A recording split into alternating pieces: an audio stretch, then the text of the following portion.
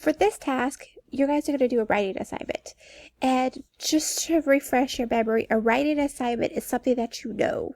You're not trying to discuss with us, you are teaching us something. You went and researched something and you came back with the information, and this is what it is you're trying to teach us. So what I want you guys to look at, my gosh, my thing is just like all up. Let me turn my stuff. All right. Jeez. Okay. So for this one, you guys are doing Epictetus. So for this module, you are focused on the Roman ideas of Stoicism. When we say Roman, we're meaning that these type of ideas didn't necessarily originate with the Romans. Stoicism will originate with, it goes as far back as like the Mesopotamians, the Egyptians. The Grecians are going to take this specifically, and they're going to, I guess, mull over it. They're going to organize it. They're going to kind of flesh it out of what the idea has been kind of percolating around them. And then we're going to have some solid Grecian philosophers who are going to outline Stoicism. Roman Stoicism is somewhat similar. It's a little more militant. It is a little more alpha. But for this specific one, we're going to focus on the more Grecian side. Specifically, one that starts with Epicurus, Epictetus, and Marcus Aurelius. That's going to be the Roman one. I do have a cautionary note here. So I have noticed in the last year or so, the interpretation of Stoicism is slightly different than the one that you're going to be studying today. So I want to make sure that you stay in the lane that we're in. Modern day Stoicism is more like, don't cry, and control yourself, don't react, and, take it on the chin. That's very modern day. That's probably more Darwinism, Nietzsche. So I want you to kind of stay in the ancient lane of Stoicism. So first, I want you to kind of dive into Epictetus. I've outlined his ideas for us. Move me out of the way.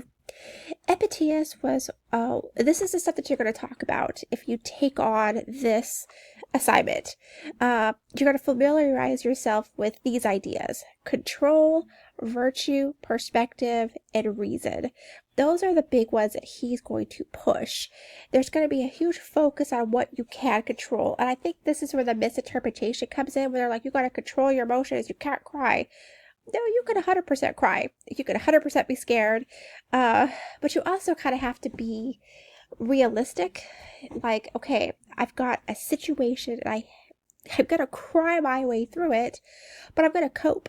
And I'm going to find tools to figure out how to get through it. Because I can't control my outside circumstances, but I can control how I'm reacting. I'm in control of this cry. I'm in control of this not crying. I am in control of my smile, my frown. That's what he's talking about with control and acceptance. Is this is my situation. I'm acknowledging what's going on, and I'm going to deal with my situation and find a way to move through my situation. Now, when we talk about overcoming the odds, that's going to be more Nietzsche. And that's going to be more Roman militant. For the Greeks, it's more about working through it in more of a calculated way. And that's where you have this reason come through. How can I find the best way through? And this is where they bring in the virtues of the highest good. They're not looking for the most extreme. They're looking for, what is the balance between the two extremes? What is the everyday habitual behavior that would lead me to be a good, courageous, just person that's full of wisdom and full of an attitude that could see a problem, control how I'm reacting and not getting too irate, and learn and move through it. So these are what you'll look at right here. So for this written assignment, you are going to look at the ideas of the ancient Stoicism. So remember, no matter what you're doing when you're looking this up and you're learning, familiarizing yourself with it, you want to make sure the word ancient stays in there because we want to stay away from the modern interpretation of it, because you move into, like I said, more of that Nietzsche self-help side. That's not necessarily what Stoicism is. So just reflect, answer some of these questions, and come back and educate us on what this topic is and how you reflect through it, and maybe even discuss a little how it's being interpreted today, and is it, corrupting the ancient Stoicism? Is it an evolution of it? Because remember, even the Greek idea of Stoicism is an evolution of the ideas of Stoicism that came before it. And Roman Stoicism is an evolution of the Greek one. So I guess what we're seeing today is another evolution of it. I guess the question we have to keep in mind is, when we're evolving, are we evolving the cake? Is it still a cake? Or have we shot in a different direction and now we've turned into a pie? How far have we evolved where we're no longer, a representation of the original? So, okay, so this is a fun one.